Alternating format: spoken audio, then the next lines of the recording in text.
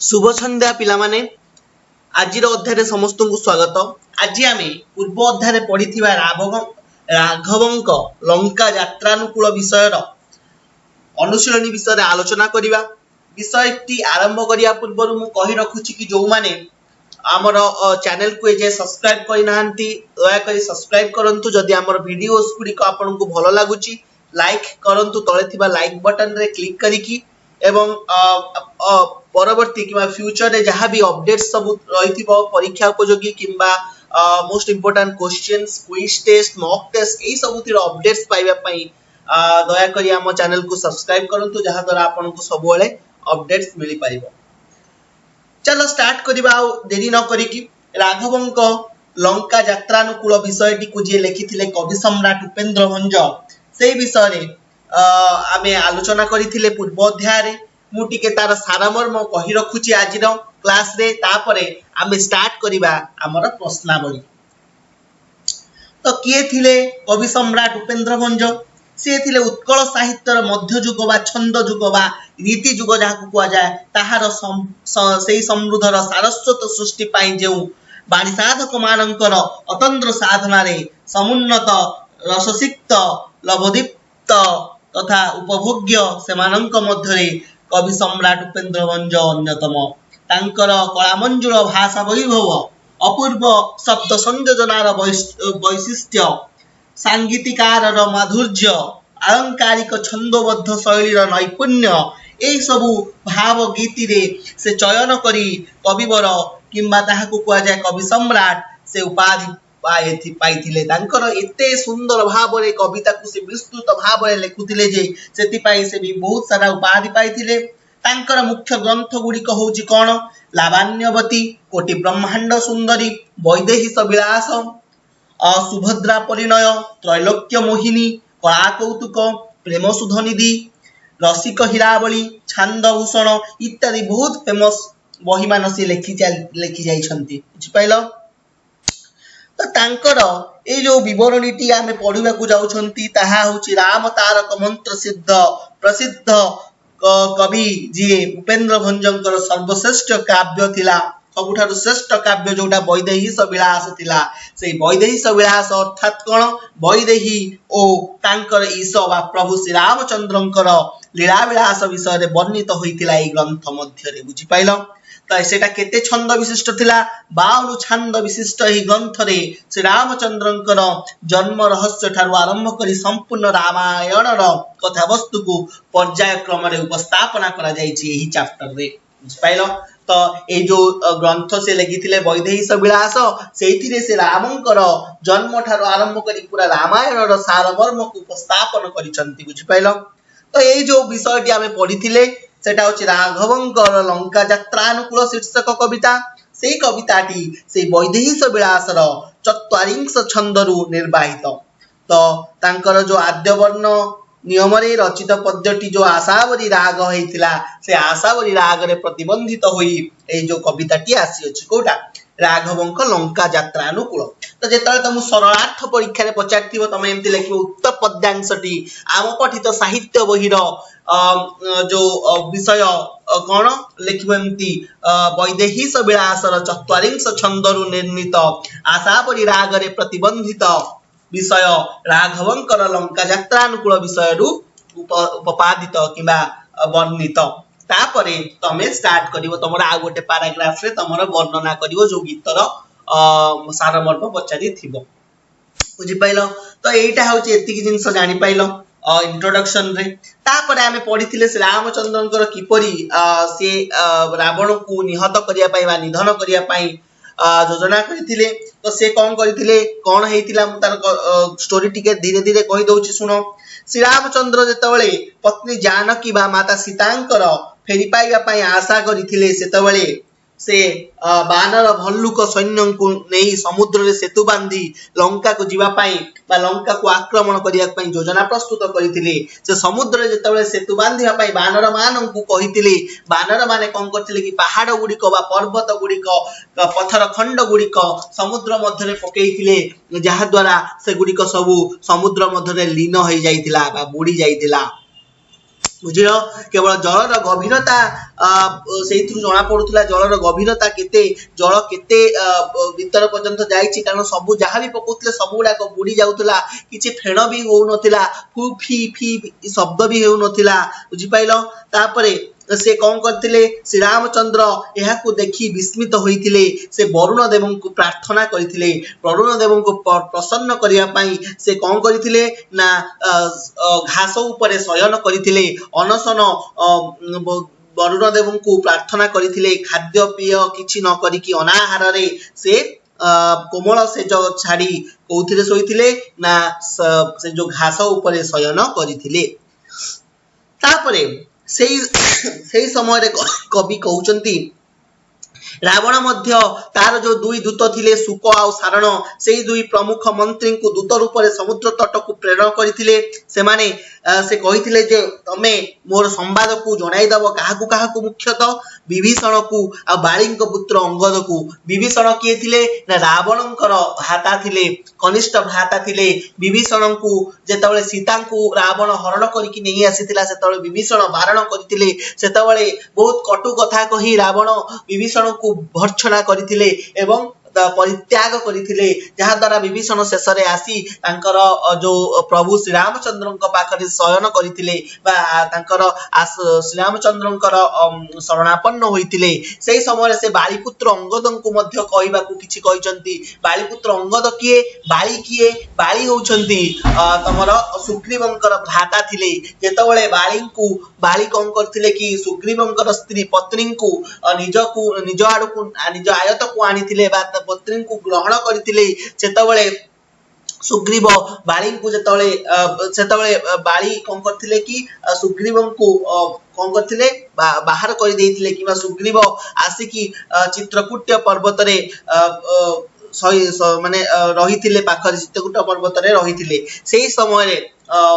समय रे बालींक ठारू प्रतिशोध नवा पाई से सबले चाहुथिले एवं राम तांकु सहाय्य करथिले एवं कौन करथिले बाली को निधन करथिले सेही बालींकर पुत्र थिले अंगद जे कि रामंक पाखरु प्रतिशोध निज पितृ हत्यार प्रतिशोध नवा पाई इच्छा प्रकट करथिले किंतु परे जेतबळे जानिले बालींक पुत्र अंगद कि तांक बापा होचंती बहुत क्रूर मनीष बहुत खराब लोक सेतबळे तांक बापांक कथा को तांक बापांकु छाड़ी बापांकु परित्याग करी से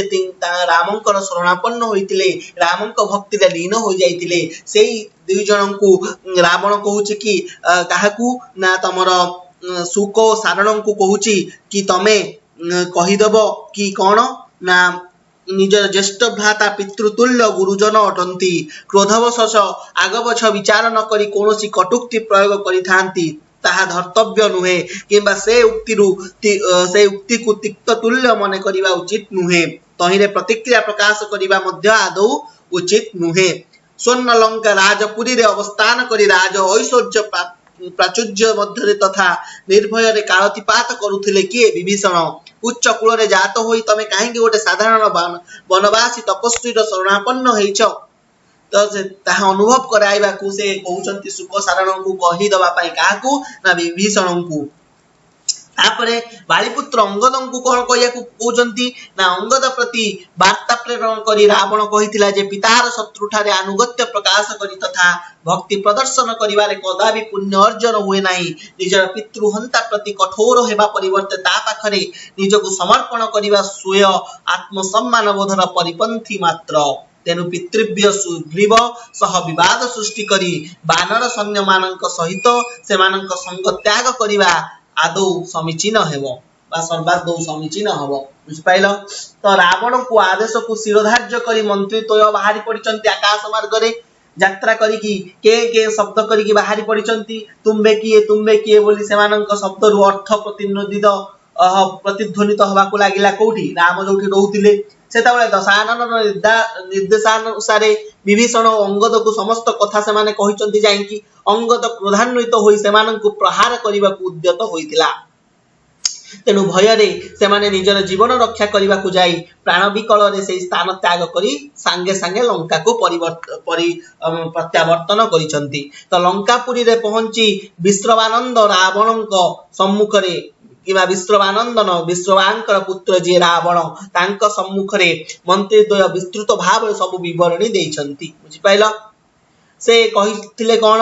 ना से माने जेतबेले से माने रावण को कहिचंती से माने जेतबेले विभीषण को सब कथा कहिथिले विभीषण तांको कहिथिले जे ज्येष्ठ भ्राता अविलंबरे किमा विलंब न करी माता सीता को जदी सम्मान रे श्री रामचंद्र को समर्पण करिवे ताहाले से निश्चय लंका प्रत्यावर्तन करिवे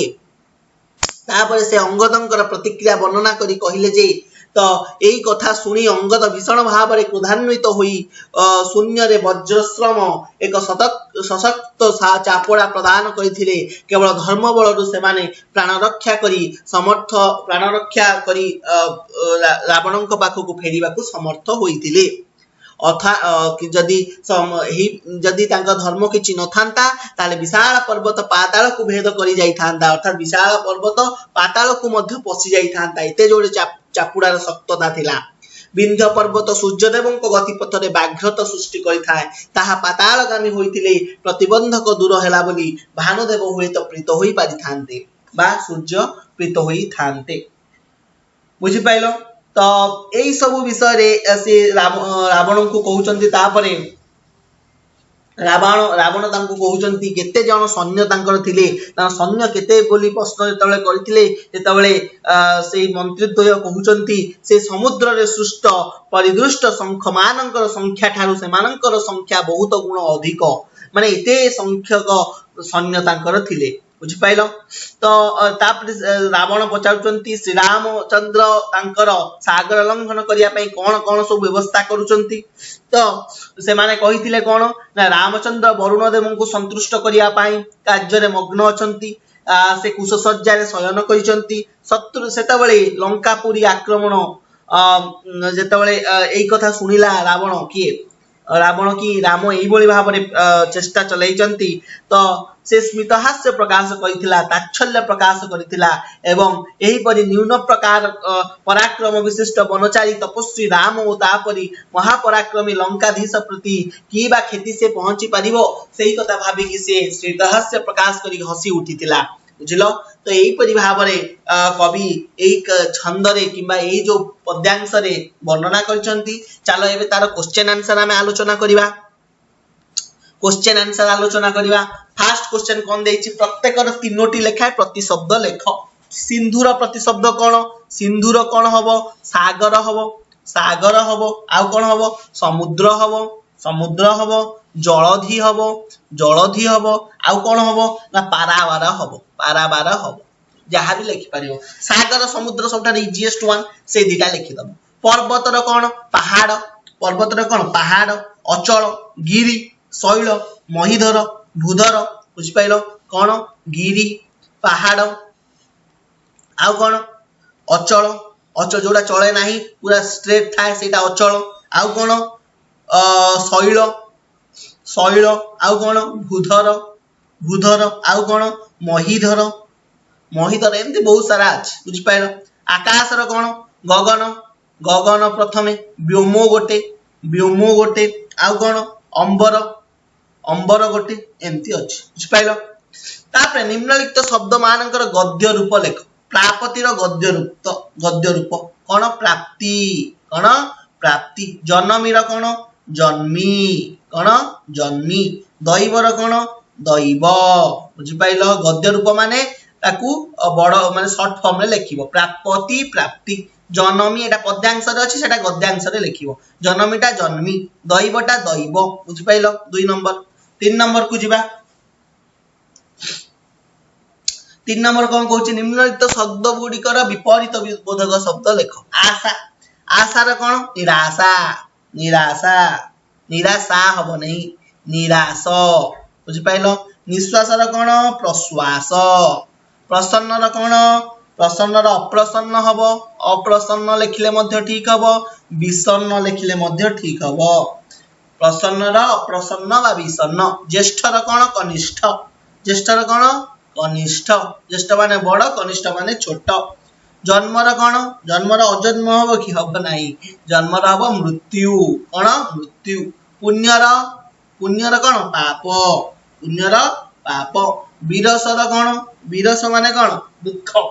खुशी हबाटा कौन कह जाए प्रफुल्ल प्रफुल्ल बा हरस विरस हरस बा प्रफुल्ल जहाँ लिखले भी ठीक हम बुझिपाइल तापर क्वेश्चन कौन देछि निम्नलिखित शब्द मान को नहीं सार्थक वाक्य रचना कर पितृव्य पितृव्य को नहीं कि गोटे वाक्य लेख पितृव्य माने कौन पितृव्य को पिता सम भक्ति पितृव्य माने पितांकर जे भाई पितृव्य पितृव्य को पिता सम भक्ति और सम्मान करिबा उचित व्योम माने कौन जानचंती गगन बा आकाश पक्षी माने व्योम रे विहार करूथबारो सेमानंकु व्योमचारी बोली कुआ जाय किबा जहाँ भी लिखि दबो आकाश को नहीं एक वाक्य लिखि दबो प्रसन्न माने कौन मु मोर मैट्रिक परीक्षा रो रिजल्ट सुनी कि प्रसन्न होई गली बुझ पाइला अनुज कौन अनुज माने कौन भाई बा सान भाई जहाँ को कहे श्री रामचंद्र अनुज लक्ष्मण और पत्नी सीता सहित वनवास करथिले एमति लिखि दबो सत्वर माने कौन गुरुजनकर आदेश सत्वर पालनीय निश्चय भाव पालन करबा उचित सत्वर गुरुजन मानकर माने कौन आदेश सत्वर पालनीय बुझि पाइल तापर कौन देछि संधि विच्छेद वज्राघात वज्राघात कौन लिखिबो वज्र युक्त आघात वज्र युक्त आघात प्रत्युत्तर प्रतियुक्त उत्तर उत्तर प्रत्युत्तर निश्वास निहि युक्त श्वास निश्वास बुझिपाइल बुझिपाइल एति जिंस तापर कोन देछि व्यास वाक्य सहित समासर नाम लेख जेतले हमें ओडिया व्याकरण पढ़िया से तळे एई विषय तमे भलसे जानि परिबो वर्तमान मु खाली कहि दोछि व्यास वाक्य सहित समासर नाम लेख ताहाले विभूति भूषण को व्यास वाक्य कोन हबो ना विभूति भूषण जहार सीए विभूति भूषण अर्थात विभूति जहार भूषण सी होछि कोन विभूति भूषण एटा की समास हबो बहुव्रीहि आई थिंक नेक्स्ट क्लास रे हम एई विषय रे आलोचना करिबा कारण ग्रामर पढिबा विंशति कर कोन विंशति कर जहार विंशति माने 20 हाथ जहार विंशति कर एटा की समास उपपद तत्पुरुष समास एटा की समास हबो उपपद तत्पुरुष समास बुझिपाइल देव रिपु माने कोन देवंकर रिपु जिए बा देवंकर शत्रु जिए बा देवता मानकर शत्रु जिए एटा कोन एटा की समास हबो देव रिपुटा ना षष्ठी तत्पुरुष समास षष्ठी तत्पुरुष समास हीन पराक्रम कोन हीन अटे पराक्रम अर्थात एटा की समास ना मध्यपद लोपी कर्मधाराय समास की समास मध्यपद लोपी कर्मधाराय समास एटा काहे कि ए सब समास हला सेटा हमें जेता व्याकरण क्लास रे डिस्कशन करे से विषय रे तमे बेसी जानि पारिबो 7 नंबर को जिबा के भली आउ पांच गोटी ध्वन्यात्मक युग्म शब्द लेख के भलिया आउ कोन हबो पे हुए से आउ कोन हे आउ कोन भे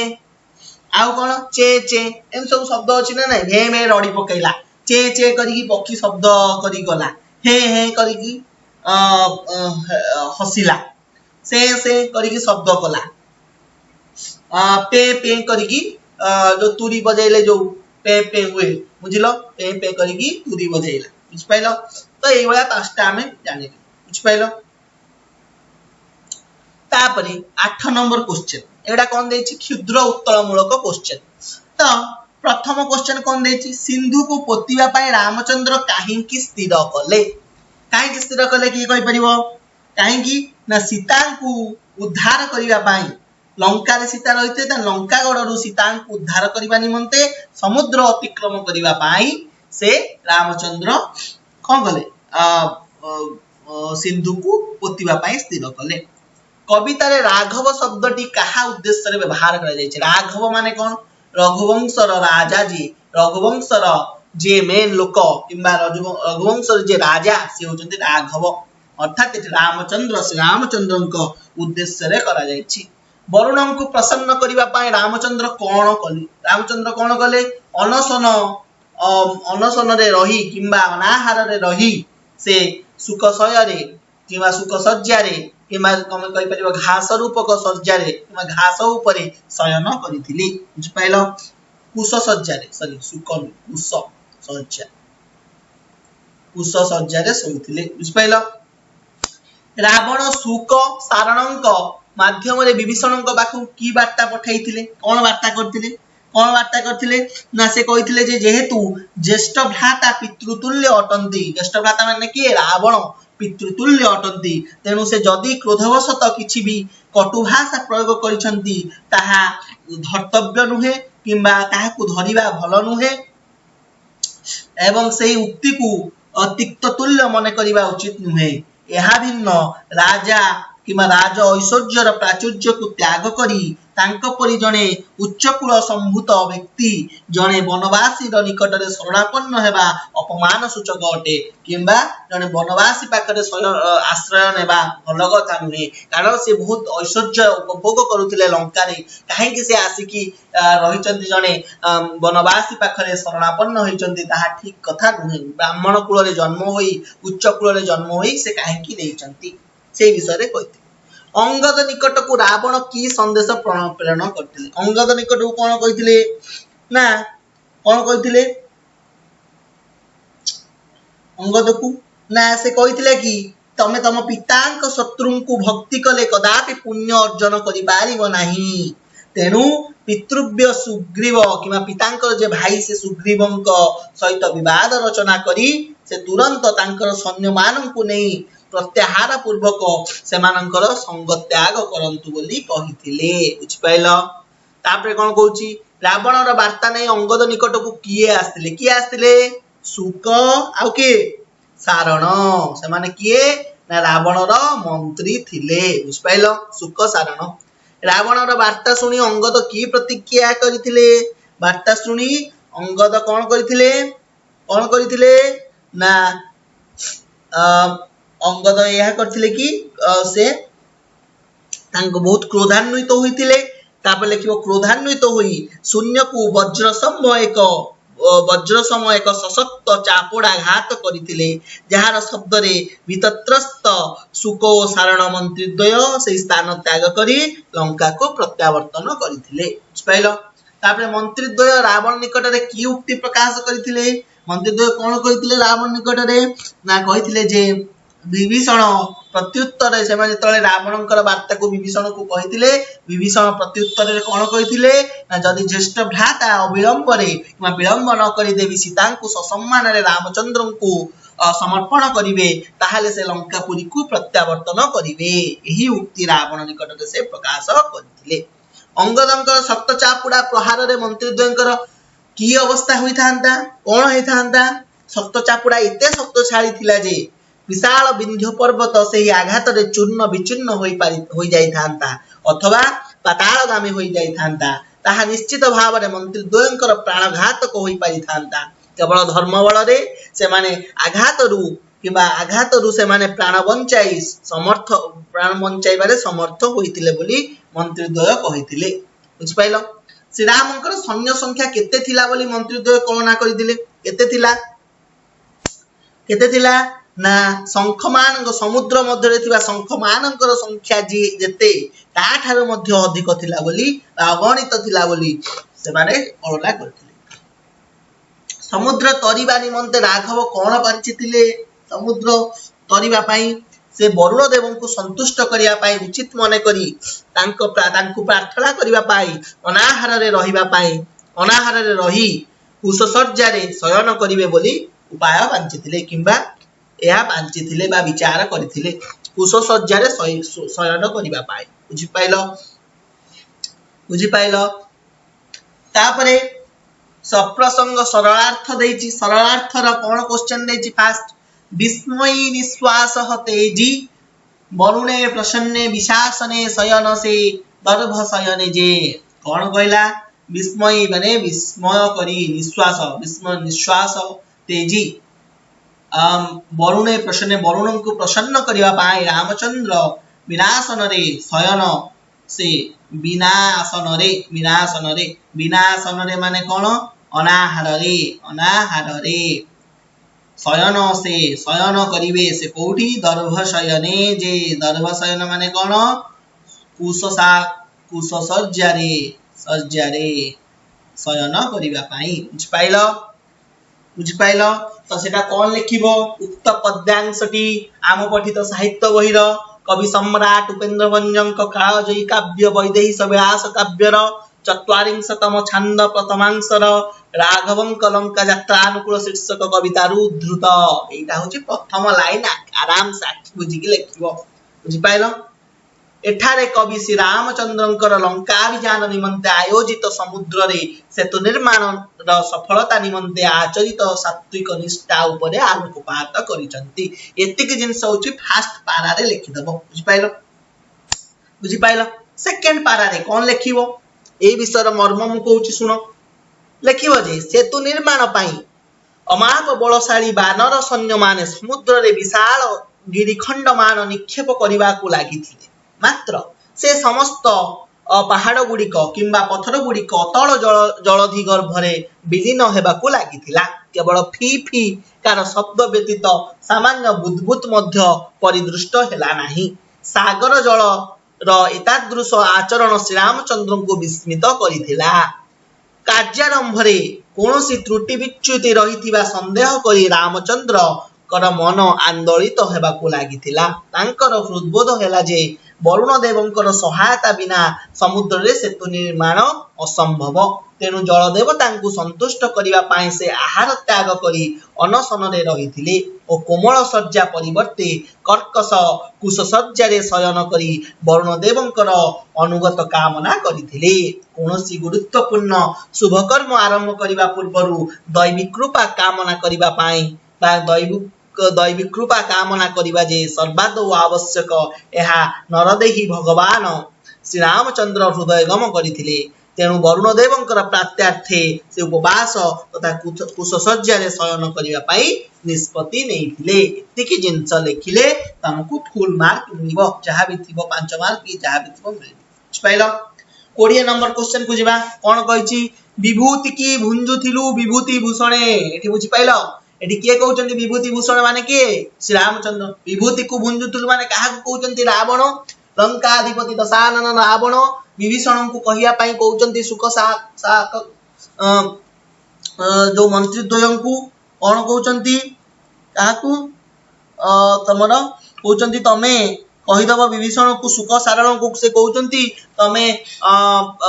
विभीषण को कहिदब तू विभूति को भुंजुथुल अर्थात बहुत ऐश्वर्य रे तो जीवन यापन करूथुलु लंका रे किंतु तू काहे की विभूति भूषण को पाखरे शरणापन्न हेउचु बड़ कुल रे जन्म ग्रहण करी शरण की कारण जे अर्थात तमे रामचंद्र को पाखरे काहे की शरणापन्न हेउचो जे के गोटे वनवासी तांको पाखरे काहे की तमे शरणापन्न होइचो विभूति भूषणे विभूति को जे भूषण करि थाए विभूति को के धारण करि थाए से होचंती हमर शिव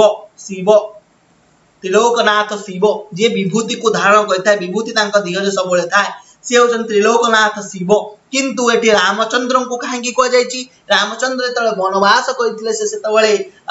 ऐश्वर्य सब त्याग करि देइथिले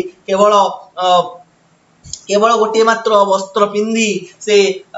वनवासी रूपक जीवन यापन करुथिले सेठी पई तांको एटी विभूति भूषण बोली कुआ जायछि बड़ कुलले तमे जन्म ग्रहण कइछ हे विभीषण काहे कि तमे से रामचंद्र वनवासी को पाखरे शरणापन्न हेई कि रहिछ जल्दी फेरी आसीबा को से कहउचंती तो सेटा कोन लिखिबो सेमते लिखिबो उक्त पद्यांशटी आम पठित साहित्य बहिर कवि सम्राट उपेन्द्र भंजक कालजयी वैदेही विलास काव्यर चत्वारिंशतम छांदांत गर्त राघवंक लंका यात्रानुकूल शीर्षक कवितारू आदृत एठारे कवि अनुज विभीषण प्रति ज्येष्ठ दशानन प्रेरित वार्ता उपरे आलोकपात करिसंती एटा प्रथम पारारे लिखिदब सेकंड पारारे कोन लिखिबो विभीषण ज्येष्ठ भ्राता दशानन भर्षणा और कटुबाणी सह्य न करी पारी लंका त्याग पूर्वक श्री रामचंद्र शरणापन्न होइथिले काहेकि जेतबळे माता सीता को रावण कोन करथिला अपहरण करिकि नै जाइतिला सेतबळे विभीषण तांको बारण करिथिले किंतु रावण तांकु बहुत कटु कथा कहि भर्सना करथिले सेतबेले विभीषण आसिकी श्री रामचंद्रଙ୍କ पाखरे शरणापन्न होइथिले काळे से शत्रु सम्मुख रे गुप्त तथ्य प्रकाश करिदेबे एही भयरे रावण तार प्रमुख मंत्री सुक और सारणଙ୍କ दूत रूप रे श्री रामଙ୍କ शिविर को पठाई सेमानଙ୍କ माध्यम रे विभीषणଙ୍କ प्रति वार्ता प्रेरण करथिले विभीषणଙ୍କ प्रति प्रदत्त वार्ता रे से कहिथिला जे ज्येष्ठ भ्राता पितृतुल्य सम्मानस्पद अटंती क्रोधवशत से जदिवा किछि कटु कथा कहि दैछंती ताहा धर्तव्य नुहे गुरुजन तुल्य व्यक्ति एही सामान्य कथारे प्रतिक्रिया प्रकाश करी तांक प्रति राजकुल रे प्रतिक्रिया प्रकाश करी तांक परी राजकुल रे जात व्यक्ति जने सामान्य तपस्वी निकट रे शरणापन्न हेबा आदौ उचित नुहे स्वर्णलंकापुरी सुरम्य राजनगर रे उपलब्ध ऐश्वर्यर प्राचुर्य मध्य जीवन को उपभोग करने परिवर्ते जने सामान्य तपाचारी ठारे निजको समर्पण करी तांकर शरणापन्न हेबा अपमानजनक अटे एणु लंका नगरी को प्रत्यावर्तन करने तांक पक्षरे श्रेयस्कर हेबो बोली दशानन कनिष्ठ भ्राता विभीषण को वार्ता माध्यम रे शत्रु शिविर पृथक करने को चेष्टा करथिले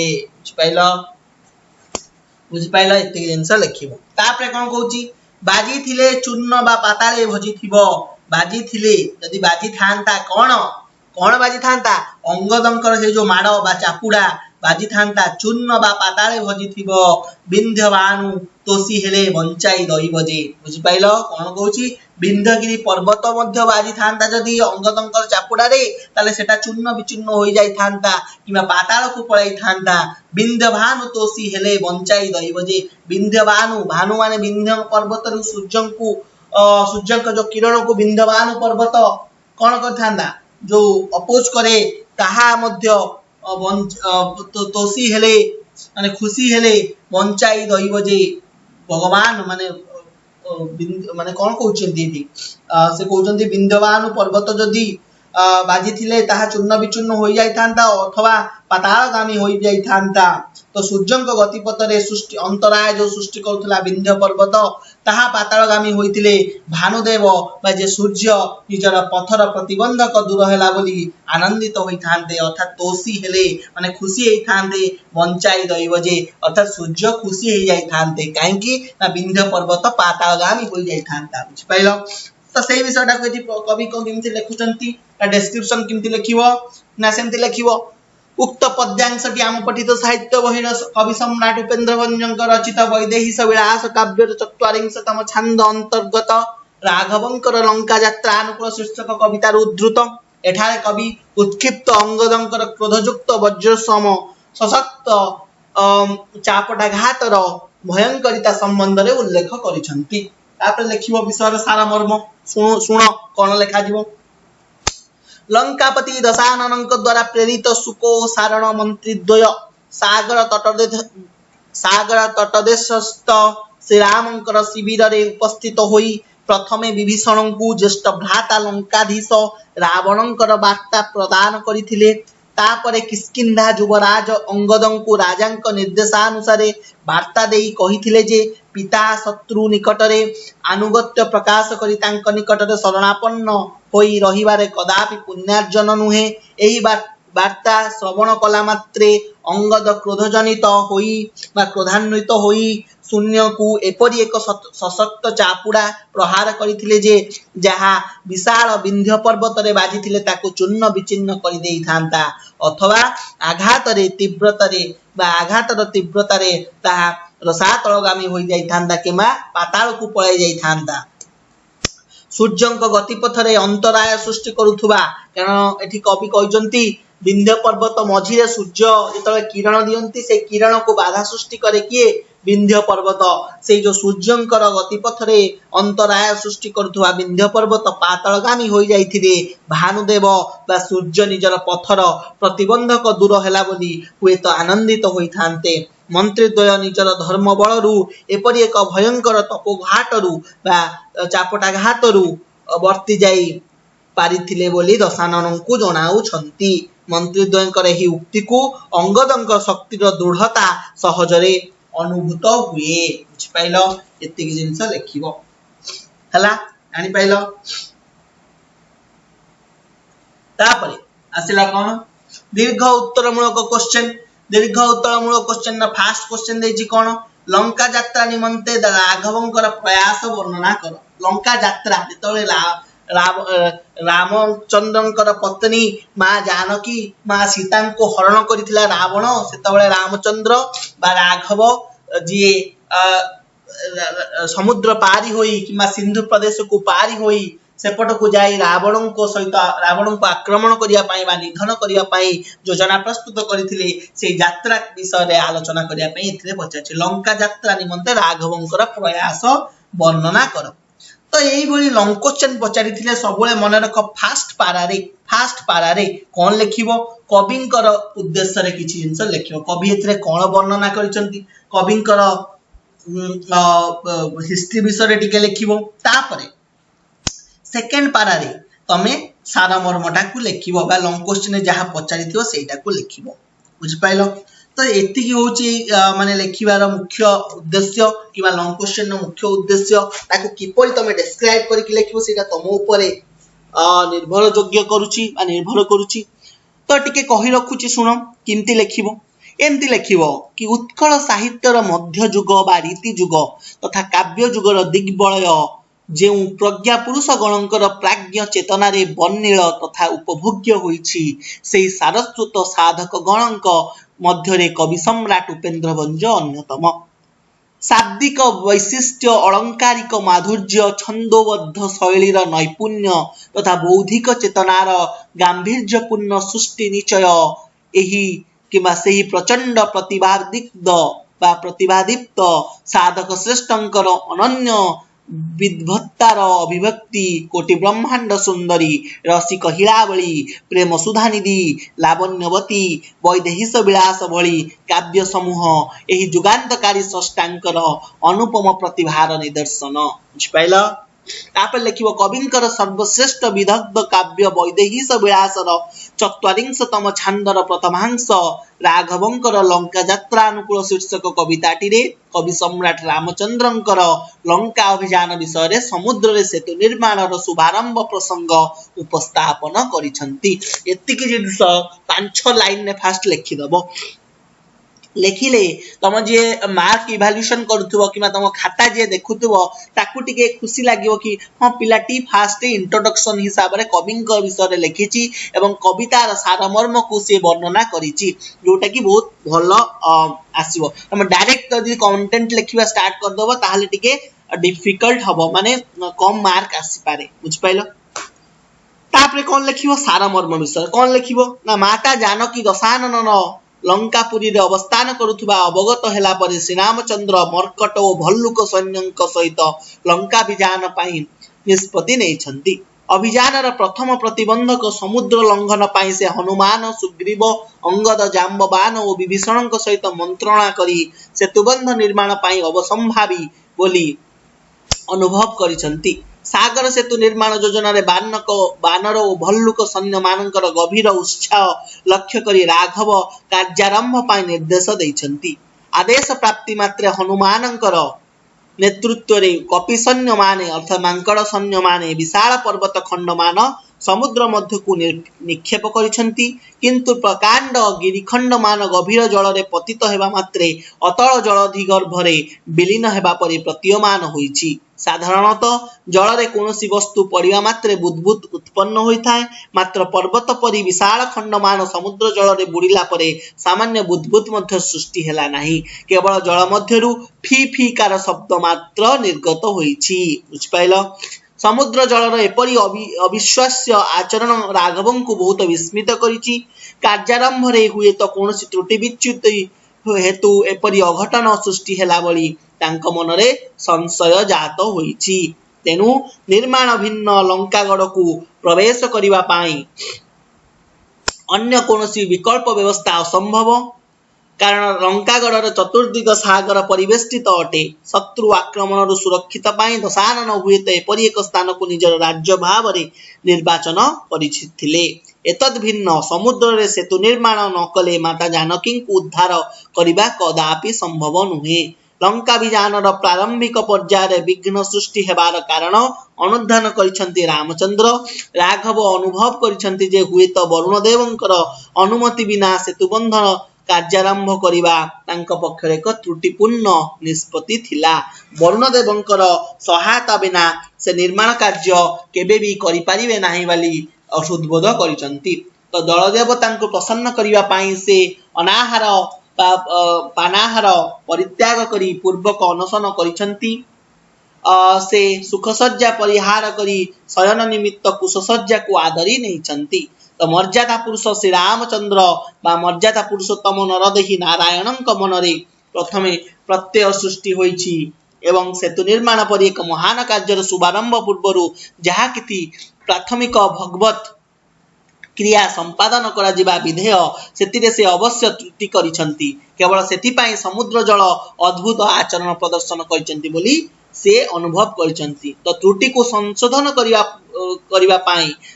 से कौन करचंती वरुण देव को प्रसन्न करिबा पाई तांको अवश्य शारीरिक क्लेश सह्य करिबा तथा अनशन रे रही अनुमति प्राप्ति निमित्त प्रार्थना करिबा को हेबो बोली से अनुभव करिसंती। से यह भाभी से वरुण देव को प्रार्थना करिसंती। तो श्री रामचंद्रंकर एतादृश पदक्षेप को स्पष्ट प्रतीत हुए जे कोनोसी एक शुभ कर्मर शुभारंभ पूर्वरु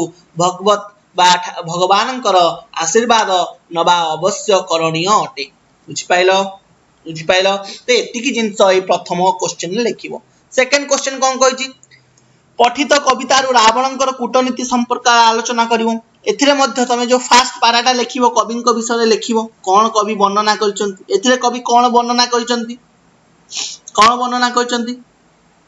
ना एई कविता रे बा एई वाक्य रे से कवि श्री रामचंद्रंक जो लंका विजय निमंते समुद्र रे सेतु निर्माण शुभारंभ दर्शन रे दशाननंकर कूटनैतिक दूरविसिंधी तथा विभीषणंकर राम भक्ति और अंगदंकर शक्तिर पराकाष्ठा दर्शन रे रावणंकर दूतरूपी सुख और सारण मंत्री छत्रभंग आदि प्रसंग को शाब्दिक जादू बल रे सुख पाठ्य करिसंती। एई परि भाव रे विभिन्न प्रकार साहित्यकार वार्ड लिखिले तमरो मार्क भी सेही हिसाब रे पाइबो। बुझि पाइलो तो भलो भलो वार्ड लिखिया को चेष्टा करिवो। पठित कवितारु रावणंकर कूटनीति संपर्क रे आलोचना पई पचरा आइछि। कोन लिखिबो एथिरे लिखिबो कि सती जानकींकर उद्धार निमंते लंकागढ़ आक्रमण और दशाननंक सहित युद्ध अपरिहार्य बोली अनुभव करी लंका विजय निमंते समुद्र रे सेतु निर्माण शुभारंभ करिसंती मर्यादा पुरुषोत्तम श्री राम। समुद्र तटरे सैन्य सामंतंक सहित प्रस्तुत हेउथबा श्री रामचंद्र सैन्य कलना और रणकौशल अनुध्यान करिबा उपलक्ष्य रे दशानन तार दुई प्रमुख मंत्री सुक और सारणंक को दूत रूप रे प्रेरण करिसंती। चर प्रेरण पश्चात तार उद्देश्य थिला भिन्न। रावण आशंका करुथिला जे हुएत गृहवेदी विभीषण लंकागढ़ संपर्कित गुप्त तथ्य तथा राक्षसी सेनांक सहित किमा सेनांक शक्ति संपर्क रे शत्रु मानंकु अवगत कराई पारे। तेनु तार मन परिवर्तन कराई ताकु लंका फेराई आनिया को से मंत्री द्वयंक जरिया रे वार्ता प्रेरण करिथिला। बुझि पाइलो से वार्ता रे से कहिथिला जे ज्येष्ठ भ्राता पितृतुल्य सम्मानस्पद अटंती। क्रोध परवश होई जदिओ से कनिष्ठ प्रति कटुवाक्य प्रयोग करिसंती ताहा कदापि धर्तव्य नुहे बा धरिबा उचित नुहे। प्रतिक्रियाशील होई निजर ज्येष्ठ भ्रातांक संग त्याग करी तांक विरुद्ध रे जाई शत्रु शिविर रे अवस्थान करिबा आदौ उचित नुहे। महापराक्रमी अग्रजर बाहु छाया तले स्वर्ण लंकापुरी राजप्रसाद रे ऐश्वर्यर प्राचुर्य मध्य जीवन को उपभोग करिबा परिवर्ते शत्रु मानकर विवेचित जणे वनवासी ठारे शरणापन्न होबा बुद्धिमतार कार्य नुहे। तद्भिन्न महान राजकुल रे जन्म लाभ करी जणे अति साधारण व्यक्ति पाखरे आत्मसमर्पण करिबा सर्वोपरि निजर सहोदर को विरोध करी शत्रु को सहाय्य करिबा सर्वादौ अनुचित और बेकितार कार्य। विभीषण को शत्रु रामचंद्रंक ठारू पृथक करिबा पाई दशानन मंत्रीद्वयंक माध्यम रे एई परि भाबरे कूटनैतिक वार्ता प्रेरण करिथिला। केवल विभीषण नुहे से पुत्र अंगदंक बाळींक पुत्र जो अंगद थिले तांक प्रति मध्य एक कूटनैतिक वार्ता प्रेरण करिथिला। दशानन जानिथिला जे रामचंद्र किष्किंधार बानर और भल्लुक सैन्य मानक सहायता रे लंका आक्रमण करने को साहस करछंती तेणु किष्किंधा युवराज अंगदंकु श्रीरामंकर विरोध में उत्तेजित कर पृथक कराई पारिले शत्रुपक्ष दुर्बल होई पड़िबो तेणु से मंत्री सुख सारण जरिया वार्ता प्रेरण कराइथिले कोन ना जे पितांक शत्रु को समर्थन करने और पिता शत्रु ठारे शरणापन्न हेबारे पुण्यार्जन हुए नहीं बरं पितृहंता उपयुक्त शास्ति देवा वांछनीय तेणु पितृव्य सुग्रीवंक सहित विवाद करी तुरंत निजर सैन्य बल धरी किष्किंधा को प्रत्यावर्तन करने कले ही केवल जने स्वाभिमानी पुत्र पक्षरे समीचीन हेब बुझिपाइल एहीपरि भाव से वार्ता प्रेरण करिथिला तो से वास्तविक रावण केवल जने महापराक्रमशाली दुर्दांत शासक थिला ताहा नुहे राजनीतिर प्रमुख दिग कूटनीति रे तार गभीर दक्षता मध्य थिला जाहाकू कवि एई अध्याय मत प्रदान करिसंती बुझिपाइल एतिकी लेखि थर्ड ता कोन देछि पठित कविता भित्ति रे समाज प्रति थिबा वार्ता गुडी को लेखि सान भाईंक निकट को पत्र लेख एटा विशेष करी ये नहीं बेसी इम्पोर्टेंट नहीं समाज प्रति थिबा वार्ता इत्यादि तो यही दुटा हूँ मुख्यतः लॉन्ग क्वेश्चन यही चैप्टर 22 और 23 नंबर जोटा को तुम भलसे लिखिबो आशा करुच्ची कि आज अध्याय समस्त को भल लगी जदि समस्त को भल लगी थाए समस्ते थिबा तले थिबा लाइक बटन को क्लिक करंतु जहा द्वारा आपण आउरी नुआ नुआ वीडियोस आमे आपण को देई पारिबु फ्यूचर रे आज पई एतिकी धन्यवाद।